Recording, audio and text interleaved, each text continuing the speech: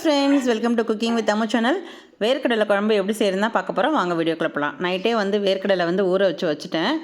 இதை நம்ம குக்கரில் போட்டு வேக வச்சுக்கலாம். இப்போது ஒரு 2 டம்ளர் தண்ணி ஊற்றிக்கிங்க. கல் உப்பு கொஞ்சம் அந்த கடலைக்கு தேவையான அளவுக்கு உப்பு போட்டுட்டு குக்கர் மூடி வச்சுட்டு ஒரு 2லேருந்து 3 விசில் விட்டு எடுத்துக்கலாம். நம்ம இதோட நான் கத்திரிக்காய் சேர்த்துக்க போகிறேன். இது நம்ம தோட்டத்தில் காய்ச்ச கத்திரிக்காய் தான். உங்களுக்கு கத்திரிக்காய் வேணால் வெறும் கடலை மட்டும் போட்டு செஞ்சுக்கலாம். ஒரு 3 பெரிய வெங்காயத்தை பொடி பொடியாக கட் பண்ணி வச்சுக்கலாம்.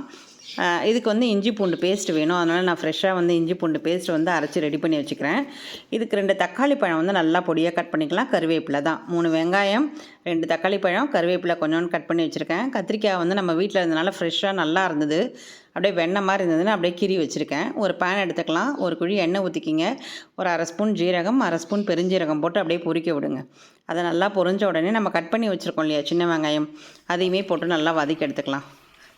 கம்மன் வாசனையாக இருக்கும். இந்த மாதிரி நம்ம வதக்கும் போது பாருங்கள், இந்த மாதிரி நல்லா வதக்கி கொடுங்க. ஒரு பிடி கருவேப்பிலை போட்டிருக்கேன். அதையுமே போட்டு நல்லா வதக்கிக்கலாம். இஞ்சி பூண்டு பேஸ்ட் நம்ம நல்லா கொஞ்சம் வெங்காயம் வதங்கணுன்னா போடலாம். தான் பாருங்கள், நல்லா பச்சை வாசனை போகிற அளவுக்கு நல்லா நம்ம வதக்கி கொடுப்போம். வெங்காயம், இஞ்சி பூண்டு பேஸ்ட் எல்லாம் நல்லா வதங்கினோன்னே தக்காளி பழம் போடுவோம். தக்காளி பழத்தை பொடி பொடியாக கட் பண்ணால் சீக்கிரமாக வதங்கிடும். அதுக்காக தான் நம்ம அப்படி போடுறது. இதையும் நல்லா வதக்கி கொடுங்க. நல்லா வதங்கட்டும். அந்த தக்காளி லைட்டாக கொஞ்சம் குழன்னு ஆகிற மாதிரி இருக்கும். அதுவும் நல்லா வதக்கி கொடுங்க. இப்போ அந்த கத்திரிக்காய் நம்ம கொத்து கத்திரிக்காய் மாதிரி போட்டிருக்கேன். காம்பை கொஞ்சமாக விட்டுட்டு அப்படியே நம்ம கீரி போட வேண்டியது தான் பிளந்து. இது ரொம்ப நல்லாயிருக்கும். இந்த மாதிரி பண்ணும்போது நல்லா கத்திரிக்காய் வதக்கணும். அந்த கலர் கொஞ்சம் மாறுற அளவுக்கு திட்டமான அளவு உப்பு போட்டுக்கலாம். ஏற்கனவே வேர்க்கடலையில் உப்பு போட்டிருக்கனால குறைச்சி போட்டுக்கோங்க. அதிகமாக போட்டால் உப்பு கறிக்கும். நல்லா வதக்கி கொடுங்க. இப்போ அப்படியே மூடி போட்டுருவோம். கத்திரிக்காய் நல்லா வதங்கட்டும். ஒரு 2 நிமிஷம் அப்படியே மூடி விடுங்க. அந்த ஆவிலே அது நல்லா வதங்கிடும். இப்போ நம்ம திறந்து பார்க்கலாம் எப்படி இருக்குன்னு. இந்த பாருங்கள், அப்படியே காயெல்லாம் நல்லா வதங்கிடுச்சு.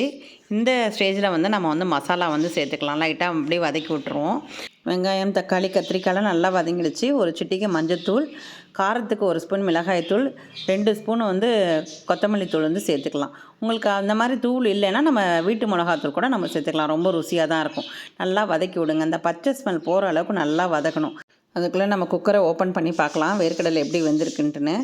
பாருங்கள், சூப்பராக வெந்துருச்சு. இந்த ஸ்டேஜில் நம்ம அப்படியே கொட்டி வதக்கிட வேண்டியது தான். இதை பாருங்கள், அந்த தண்ணியோடய அப்படியே ஊற்றிக்கலாம். நம்ம நல்லா வதக்கி கொடுங்க. இந்த ஸ்டேஜில் நம்ம உப்பு, காரம் எல்லாத்தையுமே நம்ம செக் பண்ணிக்கலாம். நமக்கு எந்த அளவுக்கு குழம்பு தண்ணியாக வேணுமோ அதுக்கு தகுந்த மாதிரி ஊற்றிக்கலாம். நான் ஒரு 2 டம்ளர் தண்ணி ஊற்றிக்கிறேன். நான் இல்லை 2.5 டம்ளர் தண்ணி கூட நம்ம ஊற்றிக்கலாம். ஊற்றிட்டு எல்லாத்தையுமே காரம், உப்பு எல்லாமே செக் பண்ணிக்கிங்க. செக் பண்ணிவிட்டு நம்ம அப்படியே மூடி வச்சிட வேண்டியது தான். இந்த கத்திரிக்காய் பார்த்திங்கன்னா நம்ம தோட்டத்தில் அறுவடை பண்ணது. அதனால் அரியும் போதே அப்படியே வெண்ணெய் மாதிரி இருந்தது. ஆசையாக இருந்தது. அதனால தான் நான் வேர்க்கடலை குழம்பு மட்டும்தான் வைக்கலான்னு நினச்சேன். அதுக்கப்புறம் கத்திரிக்காய் பார்த்தோன்னா அதையும் நான் ஆட் பண்ணிக்கிட்டேன். அப்படியே மூடி வச்சிடலாம்.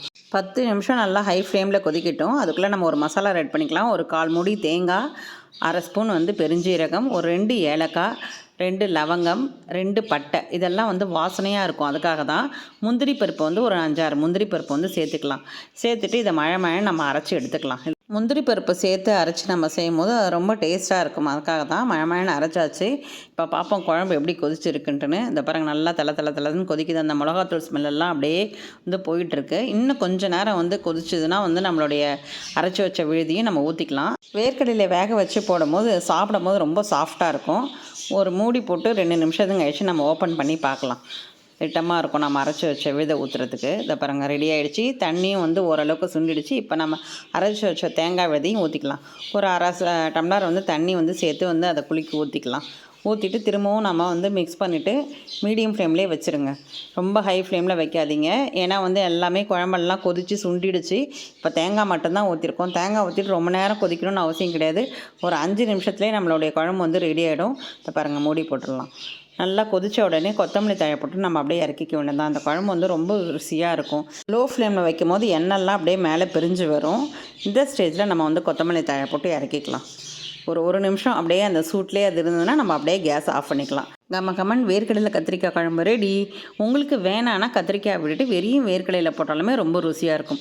இது சாதத்துக்கு, சப்பாத்தி, இட்லி, தோசை எல்லாத்துக்குமே நல்லாயிருக்கும். இதே ஒரு அளவோட செய்து பார்த்துட்டு நீங்களும் கமெண்ட் பண்ணுங்கள் ஃப்ரெண்ட்ஸ். சேனலுக்கு புதுசாக வந்திருக்கவங்க லைக் பண்ணுங்கள், ஷேர் பண்ணுங்கள், சப்ஸ்கிரைப் பண்ணுங்கள். மறக்காமல் பெல் பட்டனை ப்ரெஸ் பண்ணுங்கள். அப்போ தான் நான் போடுற வீடியோ உடனே வரும். நாளைக்கு பார்க்கலாம் ஃப்ரெண்ட்ஸ். பாய்.